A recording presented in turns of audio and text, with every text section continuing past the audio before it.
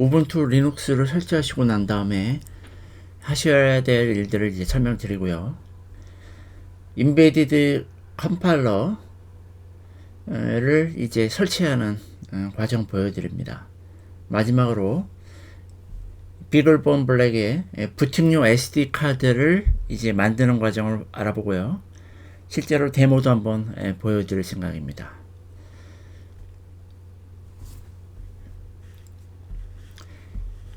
깃허브에 가이스쿨을 오시면 이제 비글본 관련된 이제 튜토리얼들이 올라와 있는데요. 여기 Getting Started for Beginners라고 하는 요걸 이용해 가지고 이번 시간 설명드리도록 하겠습니다.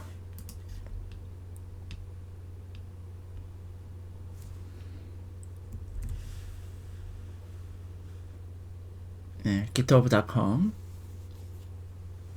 확인하시고요.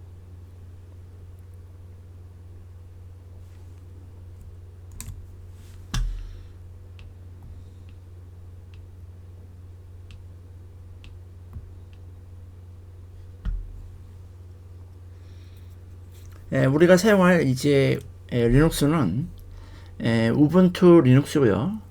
버전은 12.04 버전이 되겠습니다. 12.04 우분투 12.04 버전 확인하시고요. 가장 최신판 15 버전도 사용하시는 데는 큰 문제 없을 거라고 예상합니다.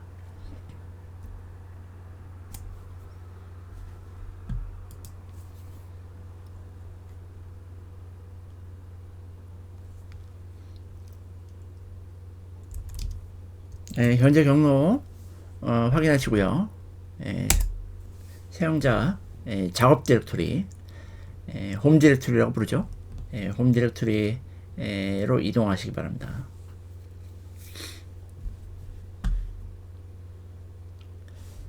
깃허브에 준비된 소스를 이제 내려보도록 하겠습니다.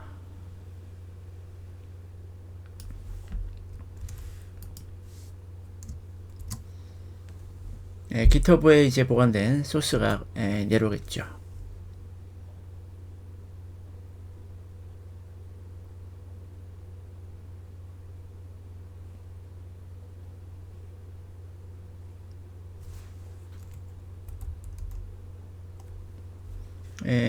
비글본 튜토리얼이라고 하는 디렉토리가 생긴 것을 알 수 있습니다. 이 디렉토리로 이동.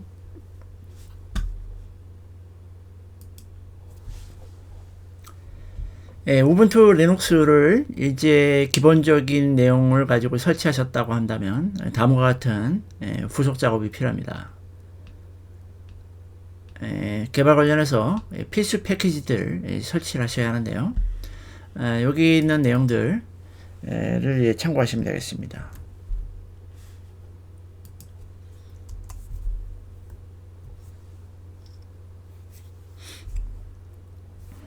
아무 경로에서나 여기 입력하시면 되고요. 미리 이제 확인하셔야 될 내용은 뭐냐면 제가 지금 사용 중인 우분투 리눅스 12.04 버전에는 이 필수 패키지들을 미리 설치해 두었다라고 하는 것입니다. 그래서 여러분이 실행하시는 화면하고는 좀 다를 수가 있음을 미리 감안해 주셨으면 감사하겠습니다. 자, 패키지 설치 시작해 봅니다.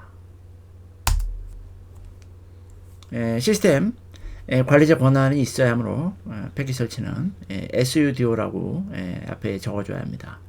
자, 암호 입력하고요.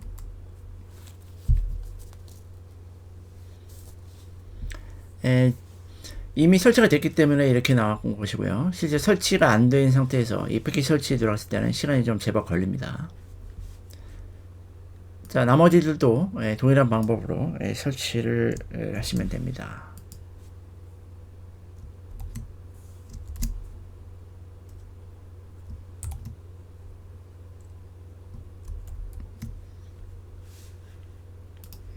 카피가 안 됐었네요.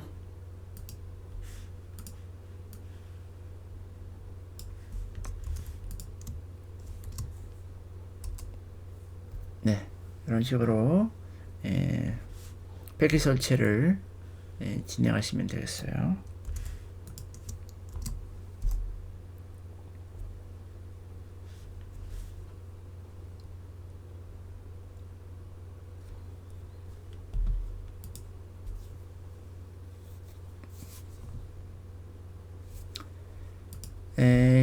이제 앞으로 있을 이제 실습이며 데모에서는요, 미니컴이라는 프로그램을 써야 하거든요. 미니컴이라는 이 소프트웨어를 이제 사용해야 하는데, 우분투를 처음에 기본적으로 설치하신 다음에는 이게 권한 문제가 발생합니다.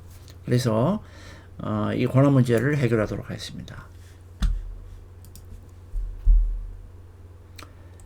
자, 어떤 문제인지를 지금 보여드리긴 좀 어려운데요. 자, 일단 미니컴 이렇게 좀 정상적으로 실행이 되지 않습니까? 그런데 이제 기본적으로 이제 권한 문제를 해결했을 때는 상관없지만, 기본적으로 이제 우분투 리눅스 설치한 직후 모습은 권한 오류가 생깁니다. 그래서 이걸 해결하는 방법은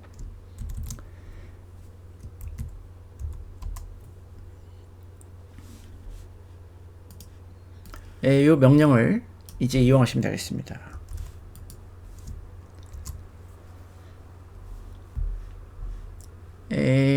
현재 제가 데모로 지금 시연으로 보여드리고 있는 계정명은 유저고요.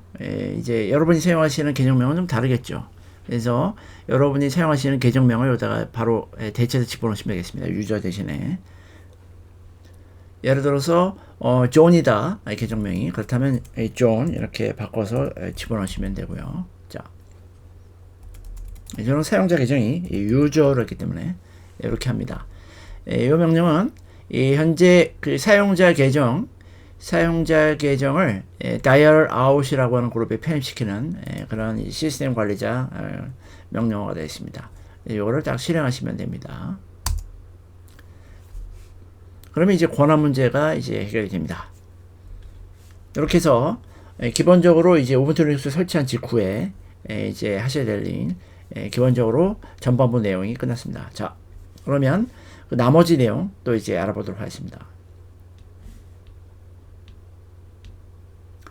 네트워크 설정이라고 하는 내용이 현재 화면에 보이고 있습니다. 화면을 좀 켜볼게요.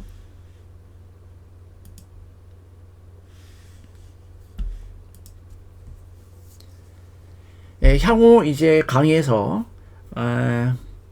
이제 주로 사용할 네트워크 환경이 되겠습니다. 그래서 이거에 대한 설명이 약간 좀 필요할 것 같아요.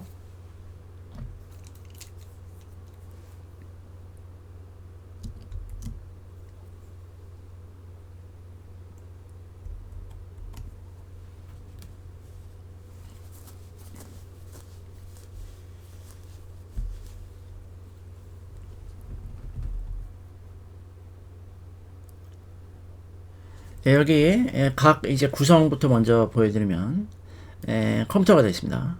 컴퓨터 본체가 이제 보이고 있고요. 그 다음에 라우터 장비, 그 다음에 이제 비글본, 블랙 보드 이런 식으로 이제 주요 구성이 보입니다. 현재 이제 인터넷 라인은 이제 라우터 통해서 경유해서 컴퓨터 본체까지 들어오게 되어 있고요. 비글본 블랙 같은 경우에는 별도의 이제 네트워크를 구성하고 있는 걸 알 수 있습니다. 그래서 이때 USB 이더넷 어댑터를 이용해서 이렇게 구현이 가능합니다. 그래서 실제로 우분투 리눅스에서는 네트워크가 두 개의 네트워크가 존재하는 것으로 이제 보이게 됩니다. 여기 보시면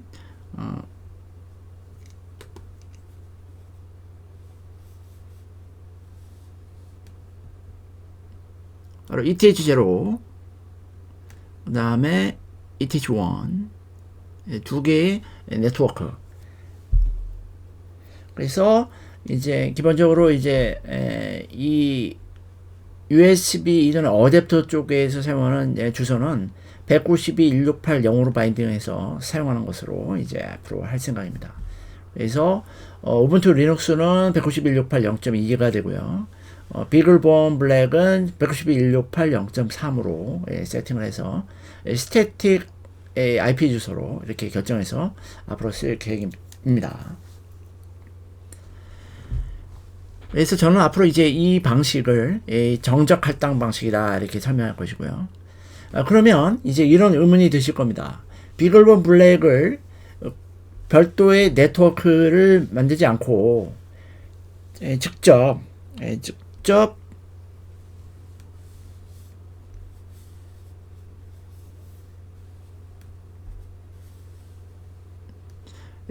이걸 써서 하는 게 아니고 이걸 쓰지 않고 여기서 직접 연결할 수는 없는가?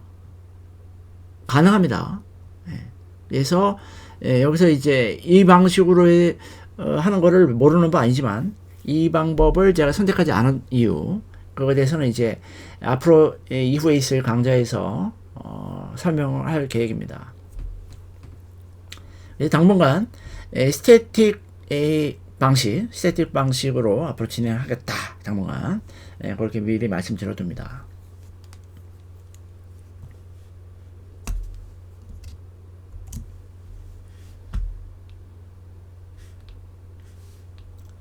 이렇게 이제 네트워크를 이제 만약에 구성을 하겠다고 한다면 우분투 리눅스 쪽에 이 네트워크 관련된 설정이 필요하거든요. 그래서 그 내용을 지금부터 이제 제가 설명하려고 합니다.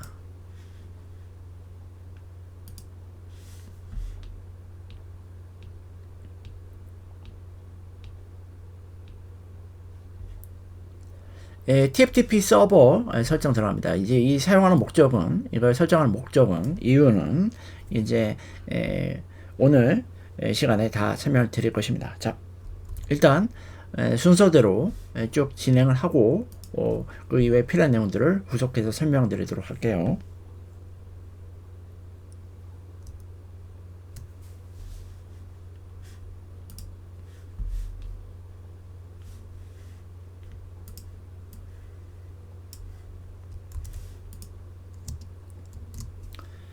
루트 디렉토리 밑에 서브 디렉토리로 TFTP 부트라는 디렉토리 만들어 줍니다. 없다면 만들면 되는 것이고요. 자, 이 디렉토리가 존재하지 않는다면, 그리고 이 디렉토리는 일반 사용자들도 접근 가능해야 하기 때문에 이 디렉토리를 이런 식으로 준비해 둡니다.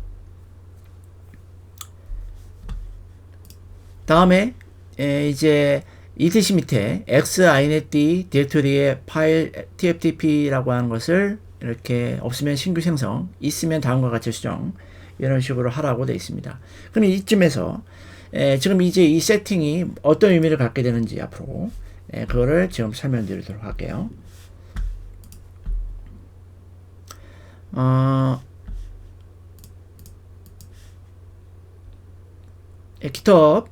GitHub에 이제 위키에 제가 이제 이걸 설명하기 위한 그림 하나 올려놓은 게 있는데요. 자, 그걸 참고하겠습니다. 자, 위키.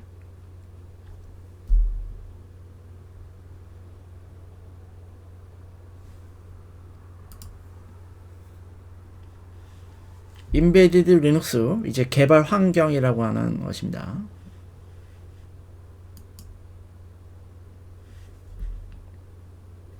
이것도 이제 화면을 좀 키우는 게 좋겠죠.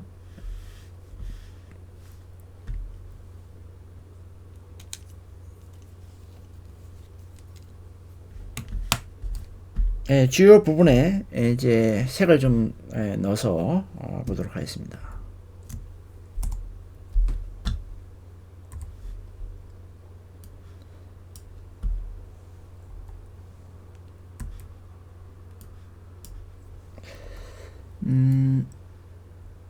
바로 보이는 이제 요게 비글본 블랙이 되겠습니다. 그리고 바로 이제 이쪽에 큰 박스가 바로 이제 우분투 리눅스를 이제 그려놓았다라고 보시면 되겠어요.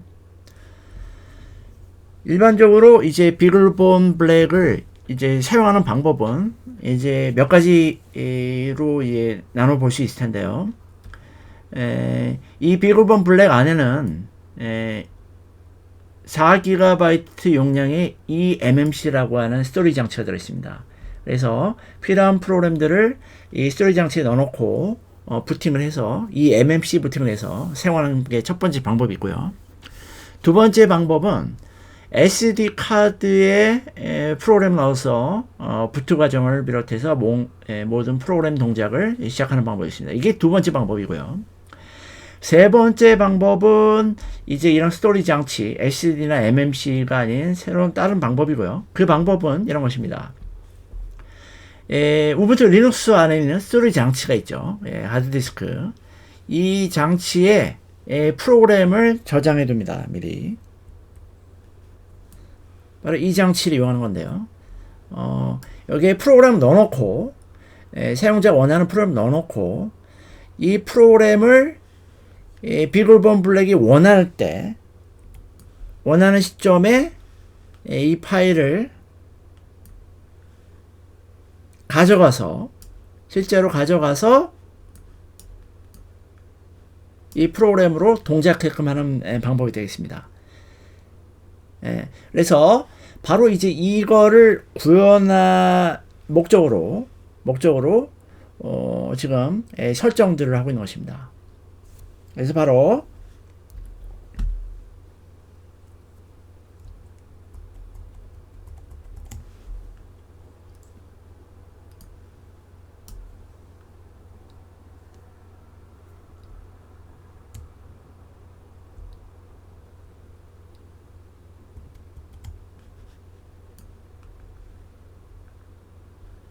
이 부분 TFTP라는 말이 보이고 있습니다. 우분투 리눅스에는 이제 네트워크 관련된 서비스 TFTP 서비스라고 하는 게 존재하는데요. 이 서비스에 힘입어 비글본 블랙은 우분투 서버 내에 저장되어 있는 파일을 읽어갈 수가 있게 되는 것입니다. 그래서 지금 설정은 TFTP 이쪽 루터를 열어주는 것이다. 패스를 열어주는 것이다. 이쪽 데모는 설정하는 것이다. 이렇게 보시면 되겠습니다. 그래서 이제 이 관련된 정보들을 그림이 그려져 있을 때 미리 좀 봐두겠습니다. IP 주소는요. 192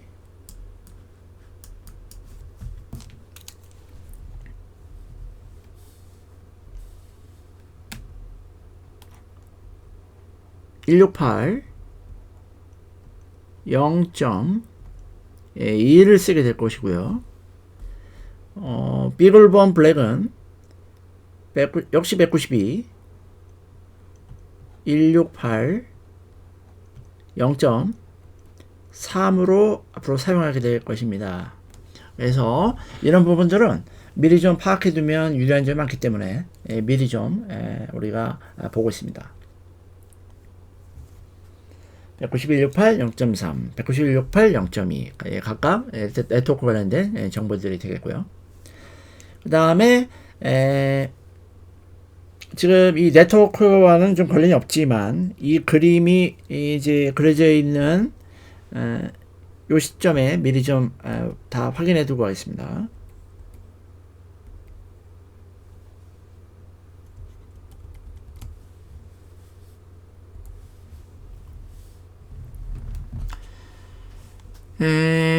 비글본 블랙을 이용해서 이제 어떤 그 목적하는 바를 구현했을 때 디버깅이라고 하는 과정이 필요할 수가 있습니다. 그래서 보통 이 프린트F를 이용해서 화면에 출력하곤 하는데요.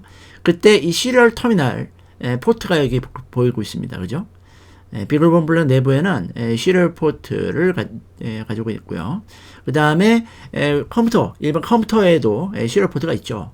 그래서 그게 바로 리눅스에서는 TTY USB라고 하는 이 이름으로 식별됩니다. 시리얼 포트가. 바로 이 시리얼 포트를 물리적으로 이제 이용해서 이게 접속이 이루어지게 되는데, 이 시리얼 포트를 이용해서 이제 우리가 사용하려면 그걸 사용하기 위한 소프트웨어가 있어야 되지 않습니까? 그래서 그것을 바로 이제 미니컴이라고 하는 터미널 프로그램 이렇게 부르고 있습니다. 리눅스에서는 이제 미니컴 프로그램만 사용할 수 있는 건 아니고요. 뭐 스크린이라고 하는 프로그램 이용해도 되고요. 그래서 여하튼 우리가 당분간 시리얼 터미널은 미니컴이라는 소프트웨어를 쓰겠다라고 하는 것입니다.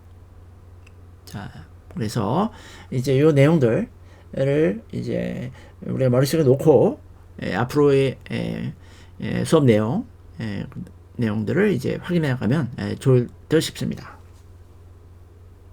다시 돌아갈게요.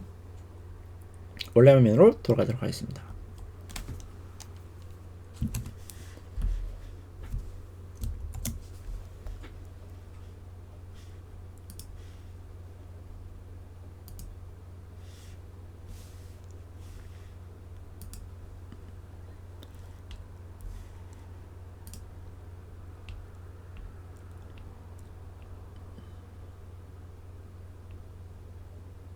그래서 191.68 0.2, 191.68 0.3 이렇게 이제 설정을 했다. 자, 그러면 우리가 이 TFTP 관련해서 설정한 내용들이 좀 보이고 있죠. 자, 이건 어떤 거였을까요? 바로 이 TFTP 부트라고 하는 것이 우분투의 하드디스크 내부 아니겠습니까?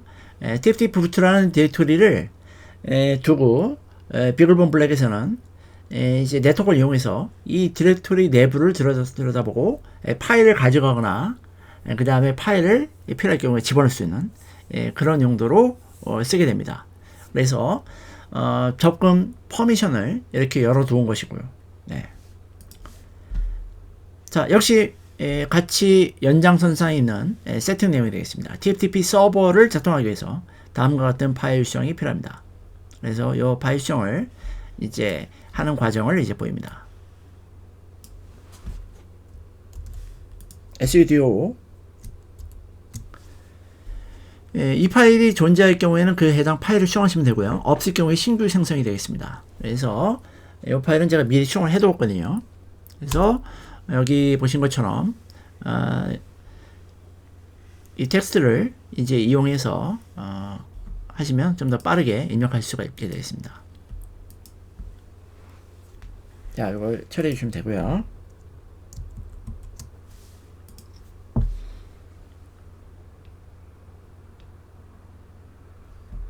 네, 이것도 이제 설정해야 될 파일 중에 하나인데요. 설정을 하면서 설명을 이어가도록 하겠습니다. 역시 네트워크 관련된 파일이고요. 이 파일은 여기 설명 나옵니다만 하단에 설명 나옵니다만 좀 잘 보이도록 제가 확대 시켰습니다. 네트워크가 한 개 이상의 네트워크 장치 사용할 경우에 이제 어떤 게 고민이 되냐면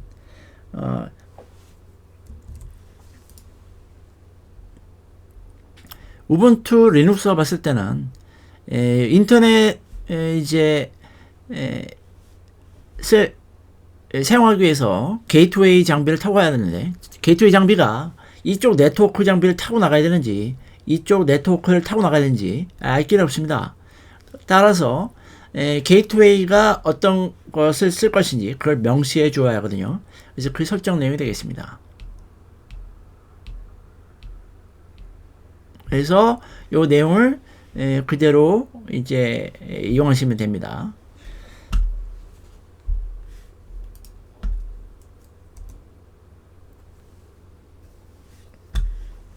ifconfig 이렇게 나오고 있어요. 네, ifconfig 명령 한번 입력해 볼게요. 화면을 좀 키우고 ifconfig 현재 설정이고요. ATH0은 191.68 16.30 191.68 16 네트워크죠. 이제 요게 아까 그림 속에서 보셨던 거를 연상하시면 좋을 것 같아요.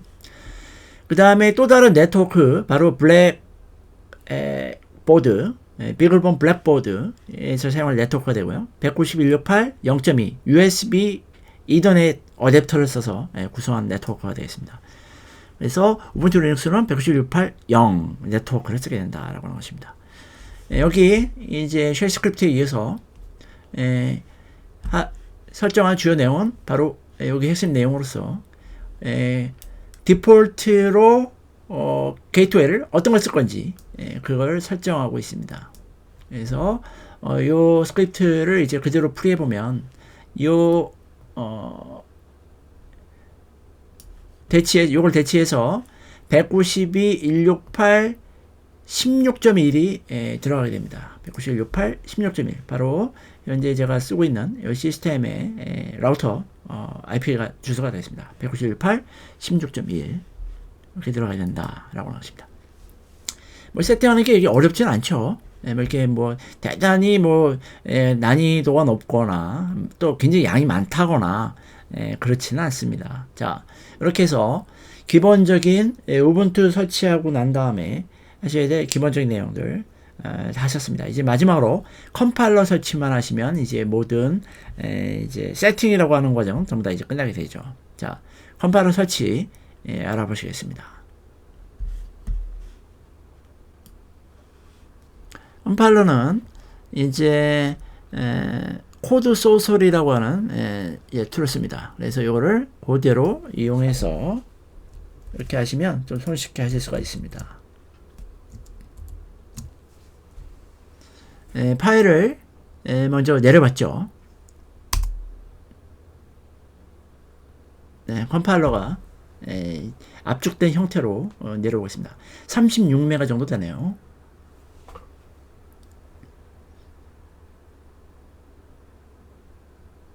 잠시 후에 이 파일이 다 내려오면 이제 이걸 압축 풀어서 이제 경로만 딱 잡아주고 쓰면 됩니다.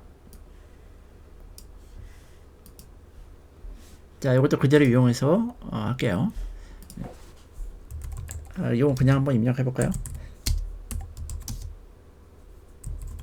네, 이런 식으로 이제 하면은 현재 경로에 압축 풀어버리거든요.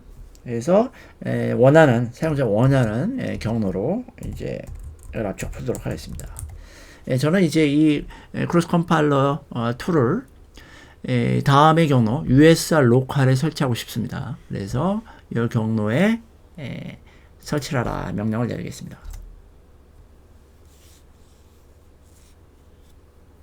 경로는 크게 이제 환경 구애받지 않고요. 그래서 원하는 경로에 설치하시면 됩니다. 어느 경로에서든 여기에 주요 파일들을 접근할 수 있어야 되거든요. 그래서 그게 어떤 내용인지 자 볼까요? USR 밑에 로컬 밑에 ARM 네, 바로 이 경로에 설치가 된 것입니다. 그래서 지금 USR 로컬 ARM 요 디렉토리가 이제 없었을 것입니다. 그래서 요 디렉토리가 새로 신규 생성이 됐다. 지금 이 과정에 의해서. 그리고 바로 요 디렉토리가 중요한 디렉토리인데요. 요 디렉토리에 바로 크로스 컴파일러 툴 체인들이 모여 있습니다. 여기 있는 파일들은 모두 다 실행 속성을 갖는 파일들이고요. 어느 경로에서든 여기 접근이 가능해야 하거든요. 그래서 패스를 잡아줘야 한다. 그래서 패스를 잡을 때도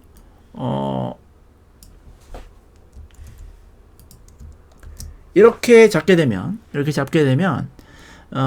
뭐 시스템을 재부팅 한다거나 아니면은 새로운 터미널 창을 넣는다거나 했을 때 효력을 받지 못합니다. 그래서 우리가 이거는 이제 좋은 방법이 아니고요. 사용자의 이제 로그인 스크립트 하나인 bashic라고 하는 파일에 이거를 항상 작동할 수 있도록 패스를 거기다 넣도록 하겠습니다. 여기다 하는 게 아니고요. 자,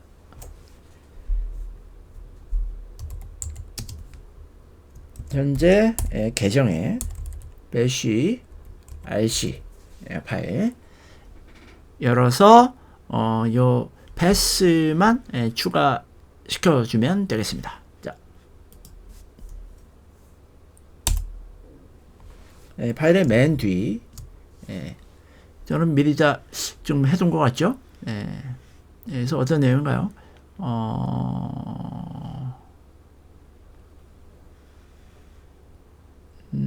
아닌가요? 해야 하나요? 해야 되겠군요. 자,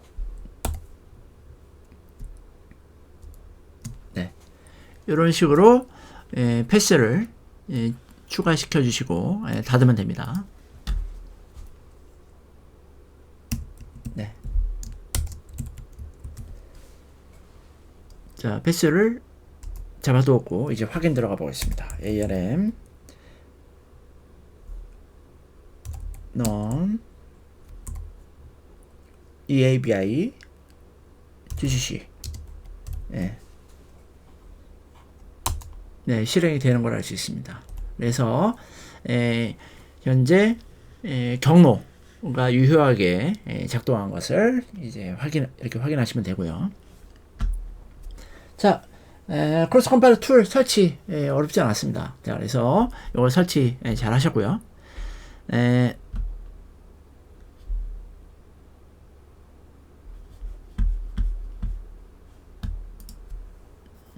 저는 이제 여기 이렇게 적어놨죠. 로그 아웃 다시 로그인하자. 이 스크립트는 사실상 이제 우리가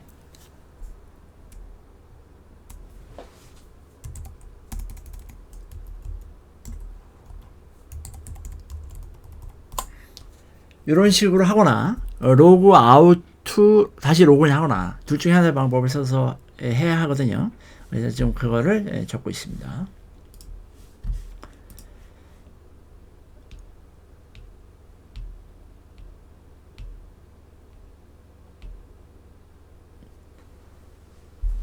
네, 이번 시간에 영상에서 크게 세 가지를 제가 준비했는데 두 개의 내용이 끝났고요. 이제 마지막 부팅용 SD카드 제작만 남겨놓고 있습니다. 우리가 사용할 이제 SD카드는 일반적인 SD카드가 아닌 이제 마이크로 SD카드죠. 그래서 크기가 작습니다. 그래서 예전에 제가 이제 올려놓은 다른 영상에서 보셨다면 이제 이 SD카드 실물을 직접 보셨을 텐데요. 그걸 여기서 다시 한번 제가 보여드리도록 할 것입니다.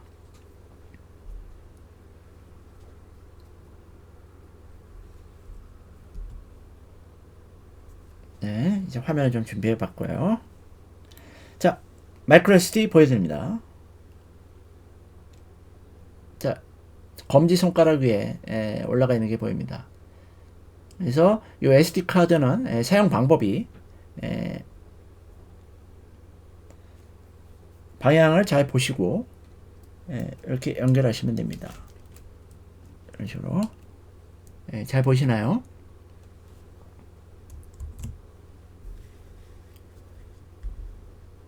네. 좋네요. 잘 보이네요. 그래서 여기 이제 SD 카드를 이런 식으로 잘 꽂으시고요.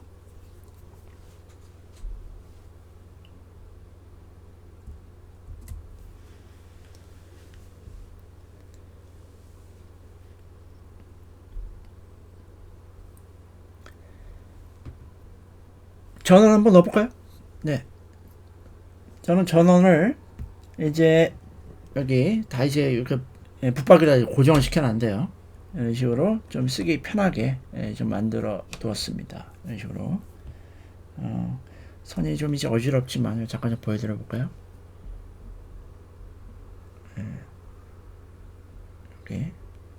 여기 스위치가 있는 게 보이시죠? 여기 스위치가 있는 게 보이시죠? 이렇게 이런 스위치 만들어 두었습니다. 이렇게 해놓으면 사용하기가 편합니다. 자, 사용할 때 아주 유익하고요. 자,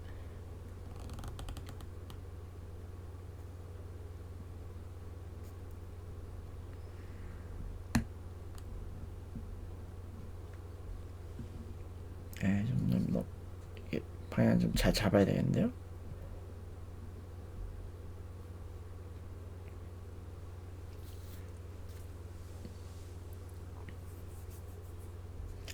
전원을 한번 뺐다가 한번 다시 넣어 보겠습니다.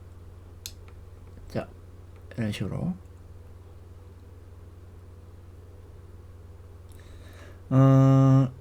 지금 요것만 봐서는 이게 뭐 잘 되고 있는 건지 지금 잘 알 길이 없는데요. 자, 그래서 약간 설명이 좀 이제 필요하겠지 앞으로.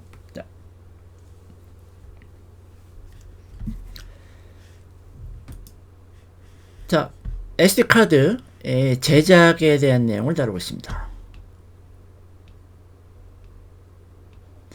SD 카드는 이제 딱 한 개보다는 몇 개를 좀 준비해 놓는 게 유리합니다. 그래서 저는 5개 정도를 일단은 좀 준비를 해봤고요. 이 비글본 블랙은 아두이노나 라즈베리파이하고 이제 동일한 이제 오픈소스 아두오의 대표적인 하나죠. 아두이노는 또 아두이노 나름의 장점이 있고요. 라즈베리파이는 또 라즈베리파이 나름의 비글본도 마찬가지입니다. 저는 이제 아두이노의 특징을 이렇게 생각하고 있습니다. 딱 2가지 정도로 정리가 되는데요. 아두이노는 가격이 일단 저렴합니다. 비글본에 비하면 가격이 절반 혹은 절반보다 더 싼 저가를 강력한 무기로 하고 있고요. 두 번째는 다루기가 쉽다는 뜻입니다. CPU 성능은 이제 비글본보다는 좀 한참 아래지만 일단 이게 포트도 많지 않고 비글본에 비해서 하드웨어도 이렇게 회로 설계가 어렵지 않고 그러다 보니까 초심자들이 접근하기 아주 좋다. 그래서 아두이노는 이 2가지가 가장 큰 경쟁력으로 자리하고 있습니다. 그래서 우리가 이 저가라고 하는 게 상징하는 건 굉장히 대단히 무시 못하는데요. 우리가 어떤 간단한 이제 IoT 관련된 디바이스 프로젝트를 하나 하겠다 그러면 우리가 만든 제품에 CPU가 꼭 필요하겠죠. 그래서 그 CPU가 이제 포함되어 있는 보드면 더 좋겠죠. 그리고 그 보드가 더 가격도 싸면 더 좋겠죠. 그래서 아두이노는 그런 걸 아주 잘 만족시키고 있다. 저는 이렇게 보고 있습니다. 비글본 강의를 하면서 아두이노는 왜 이렇게 장점을 많이 얘기하냐고요? 저는 사실 그대로 말씀드릴 뿐입니다. 그래서 아두이노는 아두이노 나름의 장점이 있는 것이고요. 자, 그러면 둘째 라즈베리 파이로 가볼까요? 라즈베리 파이는 저는 이제 그 리눅스에 가장 최적화되어 있다. 저는 그렇게 봅니다. 그래서 다른 거 돌아보지 않고 이제 리눅스 쪽만 하겠다 하면 뭐 괜찮은 선택이라고 저는 봅니다. 그래서 라즈베리 파이는 이제 CPU 성능은 비글본과 맞먹거나 이제 그보다 좀 더 좋을 수도 있나요? 비슷할 거라고 봅니다. 성능. 그러면 이제 마지막으로 이제 비글본 블랙의 장점을 좀 많이 설명드려야 되겠죠. 네, 아무래도 강의가 또 강의인 만큼 비글본 블랙은 저는 가장 큰 핵심 키워드로 학습 이렇게 정의하고 싶습니다. 바로 스터디다. 저는 그렇게 정의합니다. 컨셉을. 왜 이제 비글본의 가장 핵심 키워드로 학습이라고 정의했느냐. 이 비글본 블랙은 여기 SD 카드가 제가 여러 개 여기 준비한 이유가 있었는데요. 비글본 블랙은 펌웨어를 개발할 때 사용할 수도 있고요. 비글본 블랙에 펌웨어를 탑재할 수도 있고요. 리눅스 커널을 탑재할 수도 있고요. 리눅스 커널을 탑재해서 프로젝트 하실 수도 있고요. 욕토 프로젝트라고 하는 TI 인텔에서 밀고 있는 이제 욕토 프로젝트라고 하는 거를 이용할 수도 있습니다. 욕토 프로젝트는 간단하게 한두 마디로 정리해드리면 인베디드 시스템 쪽에 쓸만한 소프트웨어 프레임워크가 이제 납득한 게 없었거든요. 그래서 그 이후에 안드로이드라고 하는 게 나왔죠. 근데 안드로이드는 아직까지는 스마트폰 쪽의 OS나 이제 소프트웨어 프레임워크로 많은 사람들이 그렇게 생각을 하고 있습니다만, 안드로이드가 꼭 이제 한정하고 있는 것은 스마트폰 쪽에서만 쓸 수 있는 건 아니지 않습니까? 하지만 이제 또 무시 못하는 것은 안드로이드가 그동안 스마트폰 쪽에 계속 써왔기 때문에 우리가 이제 안드로이드는 그쪽으로만 딱 많이 생각을 하고 있습니다. 그러면 욕토 프로젝트라고 하는 건 뭐냐? 인베이디드 쪽에 쓸만한 소프트웨어 프레임워크를 만드는 것이다. 이렇게 생각하시면 되겠습니다. 그래서 이제 제 앞으로의 강의에서는 욕토 프로젝트도 이제 커버할 생각입니다만, 이 욕토 프로젝트는 인베이디드 리눅스 환경의 제품을 개발할 때 항상 이루어지는 뭐 루트 파일 시스템 제작이라든가 커널 모듈 개발이라든가 그 다음에 소프트웨어 업그레이드라든가 버전 관리라든가 그 다음에 의존성 관계라든가 이런 대단히 복잡한 일들, UI도 있죠. UI 개발이라든가 매번 같이 제품을 개발할 때마다 항상 일어나지만 그 개발할 때마다 계속 반복되는 이제 불편한 개발들, 불편하다고 하는 이 표현 자체는 뭐냐면 매번 같이 UI 개발 똑같이 하지만 매번 할 때마다 노력을 많이 들고 그 다음에 시행착오도 하게 되고 하는 것들, 이런 것들을 대폭적으로 줄인 그런 이제 프로젝트입니다. 그래서 욕토 프로젝트도 비글본에서 탑재해서 실행할 수가 있습니다.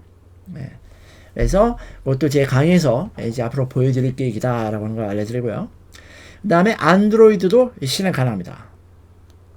자, 그러면 다시 얘기로 돌아오면 비글본 블랙은 제가 스터디라고 정의한 이유는 인베디드 소프트웨어의 펌웨어, 리눅스, 안드로이드 나왔으면 대부분 다 인베디드 쪽에서 나올 수 있는 키워드들은 다 정리가 된 것이거든요.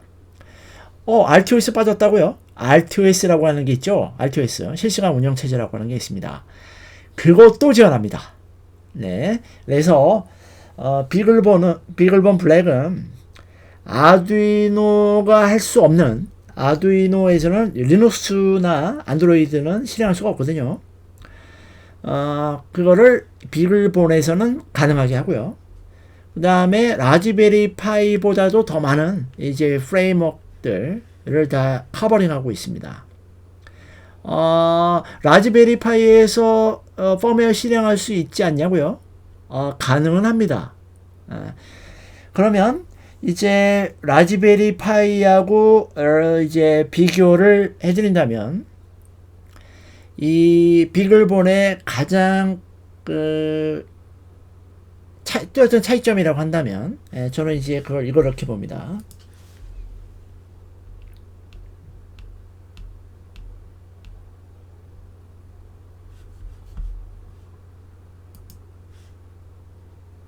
잠시만요.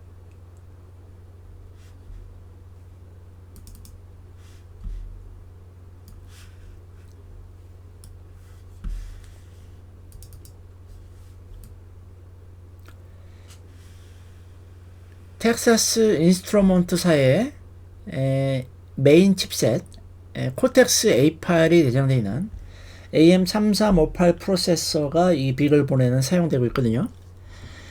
라즈베리 파이하고 비교를 한다면 저는 이 비글본의 뚜렷한 차이점으로 저는 이걸 지적하고 싶습니다. 6000페이지에 달하는, 제 기억에 정확하다면 6000페이지 정도가 될 겁니다. 6000페이지나 7000페이지 그 이상 되진 않고요. 이 시다라 프로세스의 매뉴얼은 가공할 만한 정도의 분량이 되겠습니다. 이게 왜 장점이냐고요?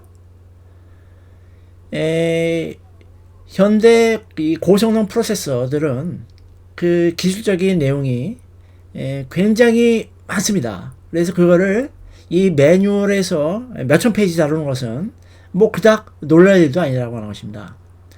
라즈베리 파이에서의 이 프로세서의 이 매뉴얼과 이제 비교를 한다면 좀 더 충실하다, 저는 이렇게 봅니다. 그래서 우리가 공부할 게 많다, 이쪽에서는 할 만한 게. 그래서 로엔드부터 하이엔드까지 전부 다 커버링 할 수 있는 장점이 바로 무시 못할 비글본의 장점이다. 저는 그렇게 봅니다. 그래서 이 비글본이야말로 인베디드 소프트웨어 스터디용에는 끝판왕이다. 저는 그렇게 정의하고 있습니다. 인베디드 소프트웨어 개발 관련해서 공부하겠다 한다면 이 보드 가지고 로엔드부터 이 하이엔드까지 전부 다 끝낼 수 있다. 저는 이제 그렇게 정의하고 있습니다. 장점에 대해서 좀 말씀을 드렸습니다만 또 일면 공감이 가고 또 일면 또 수긍이 안 되겠다라고 하는 게 또 계실지도 모르겠습니다. 일단 저 생각을 좀 말씀드렸고요. 자, 다시 여기 SD카드 제작 단계의 설명 계속 이어가도록 하겠습니다. SD카드는 제가 테스트한 것은 4에서 8기가 정도가 확인됐고요. 이거보다 더 작은 거 당연히 지원될 것이고요. 그 다음에 16기가까지는 되지 않을까 저는 생각합니다만 일단 확인은 안 된 사실이다 라고 하는 걸 말씀드려야 됩니다. 그래서 보통 4나 8기가 정도면은 이제 리눅스 뭐 안드로이드까지 전부 다 이제 커버할 수 있지 않을까 생각합니다. 안드로이드는 약간 좀 어려울 수도 있을까요? 그래서 어쨌든 이제 요 정도면 스타트하기로는 충분하지 않을까 이렇게 생각을 해봅니다.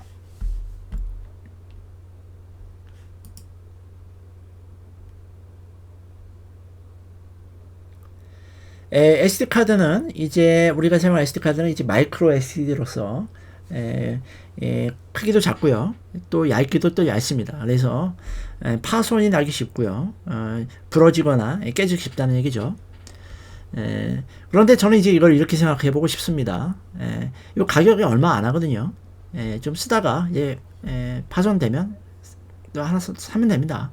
그래서 한번 구매할 때 몇 장 정도를 이제 저는 구매하고 있습니다. 뭐 사용하면서 뭐 그닥 그 정도 좀 말씀드리면 될 것 같고요. 자, 이제 궁금하신 내용일 거라고 생각합니다만, 자, SD 카드 바로 제작 들어가 보도록 하겠습니다.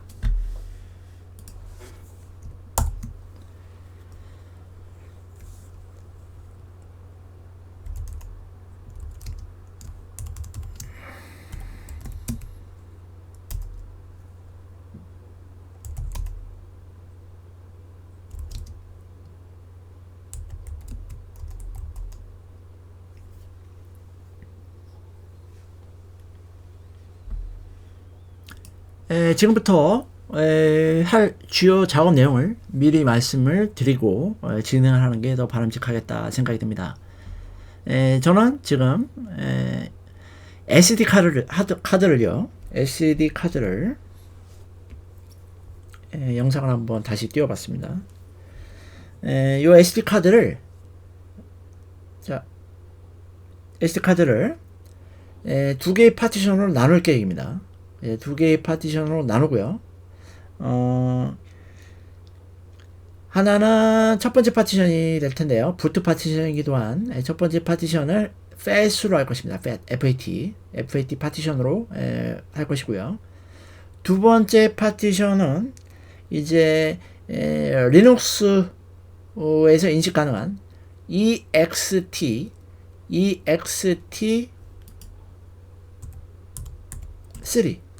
EXT3로 파티션을 구성할 것입니다.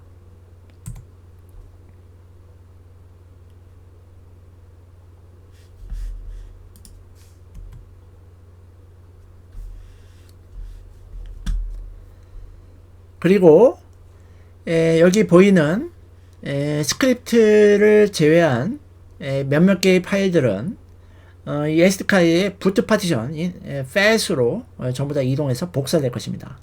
그래서 그거를 하기 위해서는 뭐 fdisk라는 명령, fdisk 명령, 이런 명령을 이용해서 파티션 나누고 그다음에 파일 복사 같은 것들이 이루어집니다만 이런 것들이 숙련되고 해본 사람 같은 경우에 어렵지 않지만 처음 해본 사람은 좀 이제 난이도가 높거든요.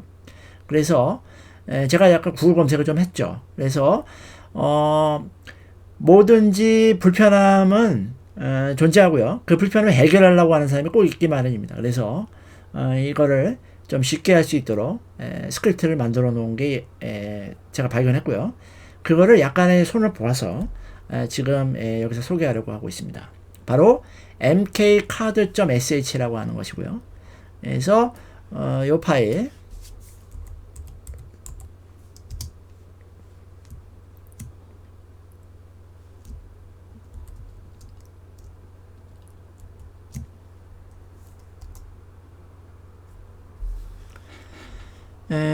저작자는 LT 토머스라고 하는 사람을 비롯한 몇몇 사람이 여기에 올라가 있는데요. 저작자가 되겠죠. 그래서 이메일 주소가 TI인 것으로 봐서 이제 내부 직원인 것 같습니다. 그래서 여기서 만든 스크립트를 제가 가져와서 필요에 맞게, 입맛에 맞게 재구성한 것이다 라고 하는 것을 말씀드려 둡니다. 자, 그러면 본격적으로 좀 싱겁게 끝날 수도 있는데요. 자, sudo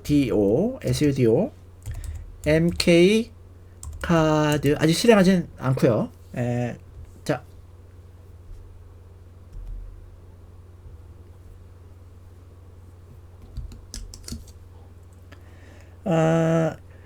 실행하기 앞서서 이거를 슬롯에 연결해야 되겠죠. 그래서 컴퓨터 이 마이크로 SD 슬롯이 있을 경우에는 거기다 꽂으시면 되고요.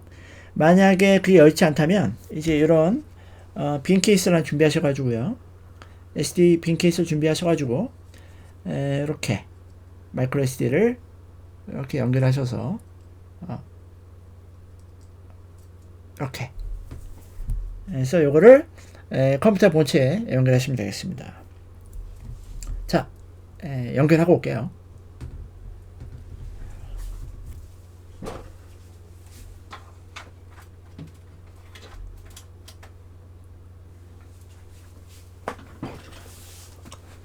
자, 지금 제가 연결시킨 SD 카드는 이제 이미 파티션이 구성되어 있는 디스크입니다만 상관없습니다. 새로 구입한 새 SD 카드도 문제없이 이 스크립트가 다 처리해 주니까 그건 염려 안 하셔도 된다 말씀드립니다. 자, 그러면 SD 카드 연결했고요. 가상 머신을 제가 이제 VM웨어 퓨전을 쓰고 있는데요. VM웨어 퓨전에서는 요 아이콘 잘 안 보이지 않습니까? 확대 좀 해드릴게요. 요거를 눌러서 SD 카드 슬롯을 활성화 시켜줘야 됩니다. 그래서 요거를 액티베이션 시키도록 하겠습니다. Connect Standard Ultra Fast Media 요거를 Connect 눌러보겠습니다. 네, 눌러졌고요.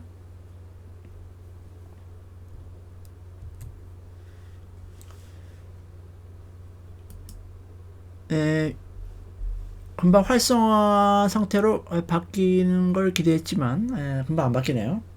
다시 한번 눌러봐야 될 것 같습니다. 커넥트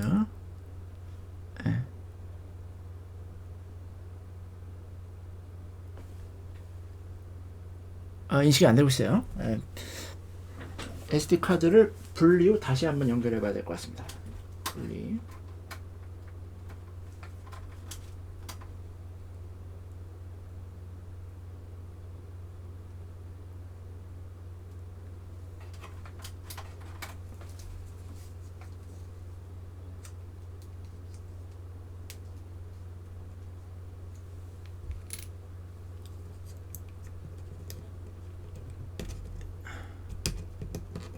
이 SD 카드가 제가 연결시킨 게 고장난 SD 카드인 것 같습니다. 좀 다시 바꿔서 해보겠습니다. 다른 SD 카드를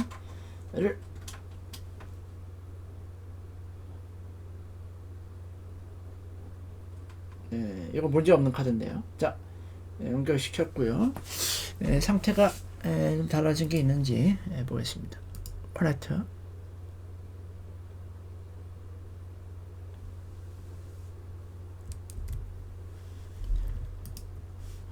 에러라고 뜨는군요.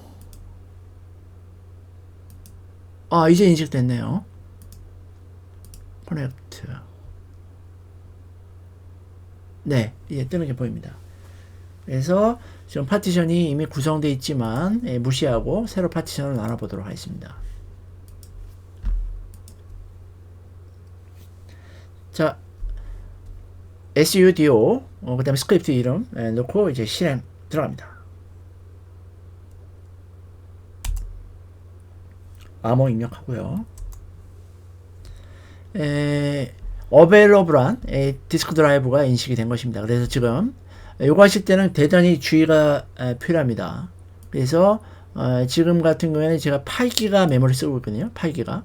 그래서 요게 실제로 그 SD카드의 크기를 나타내므로 요 사이즈가 적절한지를 확인하셔야 됩니다.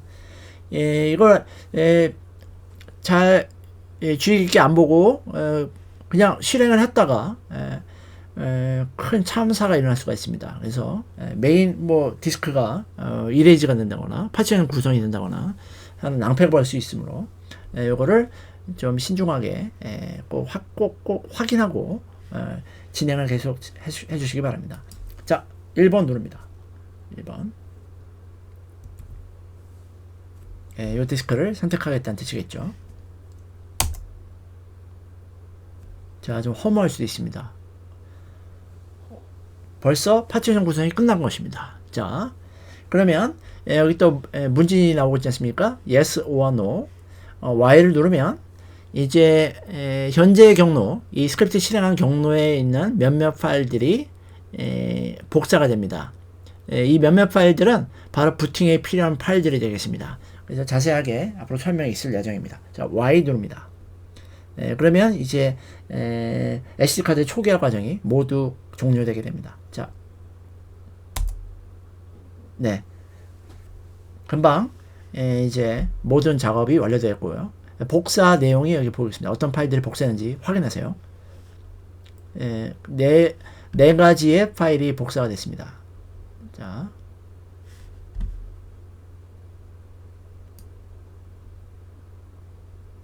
어떤 파일들인가요? 먼저 MLO라고 하는 파일이 복사됐고요. U-boot img가 카피됐고요. rtos demo.bin이 카피됐고요. uemv.txt라고 하는 이 파일이 카피가 되었습니다. 그래서 이 파일들은 이제 부팅의 이제 핵심적인 것들이죠. 그래서 특히나 이제 MLO나 u-boot img나 uemv.txt 요새 넷 중에 이 세 개의 파일이 가장 핵심적인 내용이다. 이렇게 생각하시면 되고요. 앞으로 이 파일들이 각자 역할이 있는데 어떤 목적인지 그거를 이제 공부할 계획입니다. 자, 그러면 이제 이 SD 카드를 가지고 뭘 할 수 있는지 이제 그거를 이제 보여드려야 될 것 같습니다. 자, 그럼 SD 카드를 가져오도록 하겠습니다.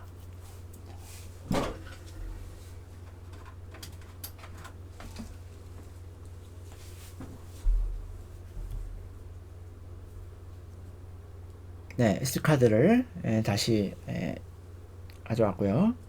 마이크로 SD를 분리하고 이거를 연결시켜야 되는데 잠깐만요. 항상 이 SD카드를 연결하실 때는 전원을 끄고 하시는 게 좋습니다. 전원을 껐고요. 그다음에 SD카드를 이제 연결시킵니다. 네, 딸깍 소리가 날 때까지 눌러줬고요. 자, 이제 전원을 켜면 되나요? 자, 한번 켜볼게요. 네, 자, 지금은 동작 이제 의도한 대로 되고 있으나, 자, 이제 설명을 좀 잘 주의 깊게 들어보시면 좋을 것 같습니다. SD카드에 프로그램을 넣어서 부팅용 디스크를 만들어 와서 연결했지 않습니까? 부팅하실 때는 반드시 여기 부트 스위치를 누른 채로 전원을 입력하셔야 됩니다. 그리해야만 이 SD카드에 의해서 부팅이 된다라고 하는 것입니다. 그렇게 아니하시고 그냥 전원을 넣어버리시면 SD카드의 부팅이 아니고 이 MMC 부팅을 하게 됩니다. 그래서 반드시 요거를 누르고 하시기 바랍니다. 그래서 요거를 눌렀을 때 eMMC SD고 안 누르면은 eMMC인지 어떻게 할 수 있느냐 제가 이제 보여드려야죠. 그래서 이제 일단 동작하는 것부터 얼른 보고 싶기 때문에 제가 요거를 SD카드 부팅을 실행해서 보여드리도록 하겠습니다. 전원 넣어볼게요. 띄워도 됩니다. 전원을 킨다면은.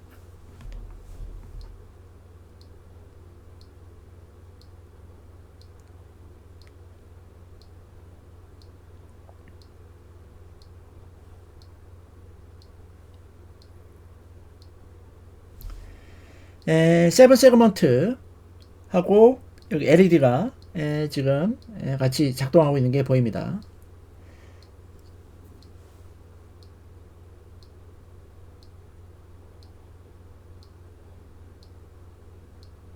네, 그러면 이 프로그램은 어디서 나온 것일까요? 바로 SD 카드에 넣어두었던 파일, 그 파일에 의해서 실행되고 있는 것입니다. 자, 그러면 이제 이런 것들을 확인하기 위한 좋은 것이 바로 이제 디버깅이라고 하는 이름하에 이제 시리얼 터미널 있지 않습니까? 바로 이 시리얼 터미널. 그래서 이 시리얼 터미널용 프로그램을 띄워서 한번 동작 상황을 한번 보도록 하겠습니다.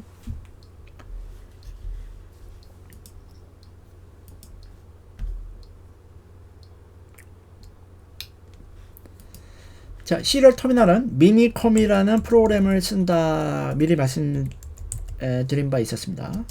미니컴 실행하실 때는 반드시 옵션을 같이 적어주시기 바랍니다. 미니컴 -w 라인 랩핑, 오토 라인 랩핑인가 이런 기능입니다. 그래서 커서가 해당 칼럼 맨 마지막까지 갔을 때 다음 라인으로 다시 계속 나올 수 있도록 이제 그런 역할을 수행합니다. 자, 미니컴을 이제 여기서 실행하셔도 되고요. 저 같은 경우에 터미널 하나 새로 열어서 보여드리려고 합니다. 터미널을 새로 하나 열어서요. 이런 식으로 색깔도 좀 다르게 넣어서 이쁘게. 자, 이렇게 준비를 좀 해보고요.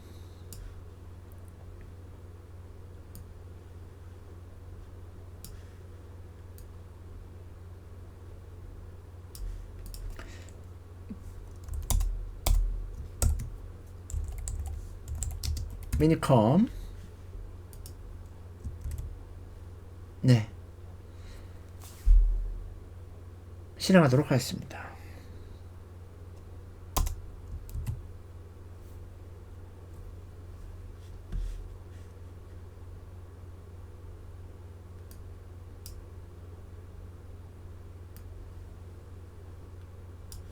자, 이제 동일한 방법으로 이제 전원을 넣어볼게요. 네, 화면을 잘 봐주시기 바랍니다. 바로 시리얼 터미널 화면을. 자, 부트 스위치를 누르실 때 화면하고 누르지 않고도 한번 해볼 거거든요. 화면에 어떻게 다르게 나오는지 확인하시기 바랍니다. 자, 부트 스위치 먼저 누른 채로 한번 눌러봅니다. 전원 넣습니다. 바로 전원 꺼볼게요, 이제. 자, 화면 보실까요?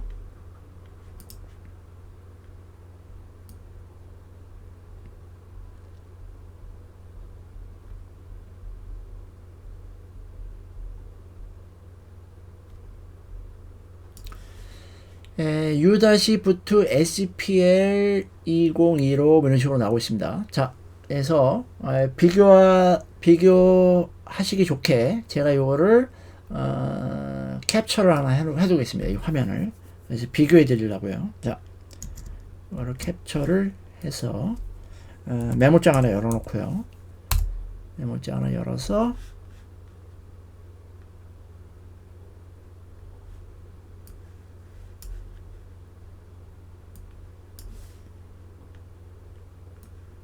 이런 거야.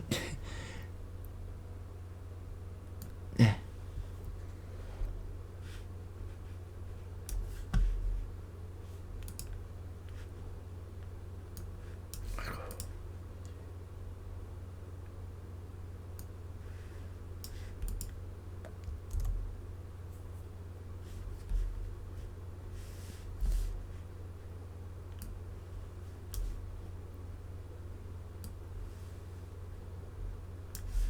네, 이렇게 하나 해두고요.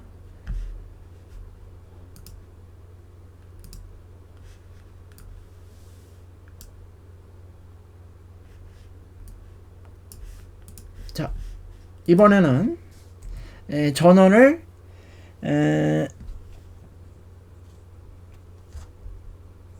좀 끈 상태거든요. 부트 버튼을 누르지 않고 전원 넣어보겠습니다. 그냥 넣어볼게요. 화면 어떻게 나오는지 확인하십시오. 다시 끌게요. 네.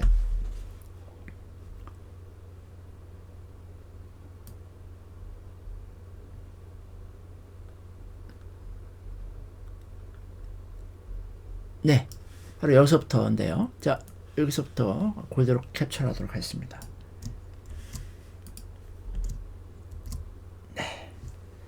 네. 일단 뭔가 다르죠. 자, 보겠습니다. 이거는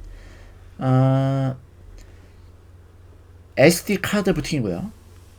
아래 부트 스위치를 안 누르고 부팅했지 않습니까? 금방 이 MMC 부팅이 되어 있습니다. 서로 다르죠. 들어가 있는 프로그램이 다릅니다. 그래서 부트용 프로그램이 2015년도 10월 버전이고요. 2014년 4월 버전입니다. 그래서 이 MMC에 들어가 있는 내장 부트 프로그램은 좀 더 오래된 거죠. 그래서 분명히 부트 스위치, 이 부트 스위치에 의해서 부팅이 다르게 되는 것을 이제 지금 비로소 확인하신 것입니다. 그래서 SD카드 부팅하실 때는 반드시 스위치를 누르고 하셔야 된다라고 하는 게 그런 뜻에서 제가 말씀드렸던 것입니다. 자, 확인하셨죠? 자,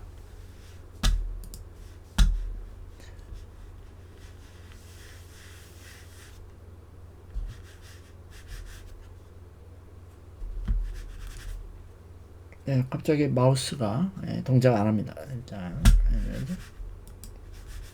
네, 됐네요. 이제 이게 무서운 마우스 쓰고 있는데 네. 자, 그러면은 이 부트 과정에 대해서는 이번 시간에 설명하기는 너무 좀 복잡하고요. 그래서 다음 강의로 남겨서 자세하게 부트 과정에 대해서 따로 설명드리도록 하겠습니다.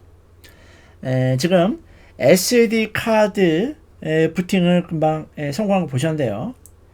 이 SD 카드에 바로 어떤 프로그램을 넣어두었다? 자, 보시겠습니다. LED와 세건 셀먼트 동작을 하도록 하는 프로그램을 넣어두었다. 그게 지금 디버깅 창으로 나오고 있죠. 그래서 LED만 깜빡거리는 게 아니고 여기 화면도 나오고 있는 것을 이제 비로소 우리가 알 수 있습니다. 그래서 이 프로그램은 RTOS 프로그램이고요. 실시간 운영 체제를 탑재한 소프트웨어를 제가 만들어 본 것입니다. 그래서 LED를 전면하고 그다음 세븐 셀먼트 동시에 돌아가도록 그런 이제 프로그램을 만든 것이죠.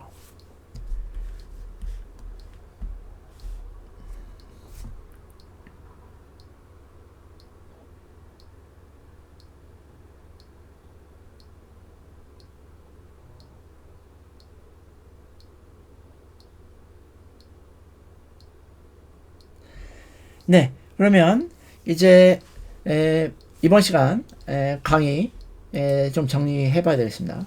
자, 크게 세 가지 혹은 네 가지를 이번 수업에서 배웠는데요. 첫 번째는 우분투 리눅스를 설정 이후에 비글본 블랙을 사용하기 위해서 해야 될 일들 설명 들어봤습니다. 쭉. 그 다음 거기에는 이제 네트워크 설정도 있었죠. 두 번째로는 이제 컴파일러 설치가 있었고요. 컴파일러 설치는 어렵지 않았죠. 코드 소설이라고 하는 온라인상에서 손쉽게 구할 수 있는 소프트웨어를 다운로드 받으셔가지고 지정한 디렉토리로 압축을 풀어서 그냥 쓰시면 되는 거였습니다. 마지막으로 세 번째는 부팅용 SD 카드 만들기였고, 이 역시 난이도 굉장히 높지는 않았죠. 스크립트에 의해서 손쉽게 할 수 있었습니다. 다음에는 이제 이 SD 카드를 파티셔닝 할 때 사이즈를 좀 픽스해 놨는데 파티션을 2개든 3개든 4개든 그 다음에 각 파티션별로 사이즈를 다 다르게 우리가 원하는 대로 할 수 있거든요. 그래서 그것도 차차 차근차근 강의에서 다 설명드릴 것입니다. 자, 그러면 오늘 수업 여기서 이제 마칩니다.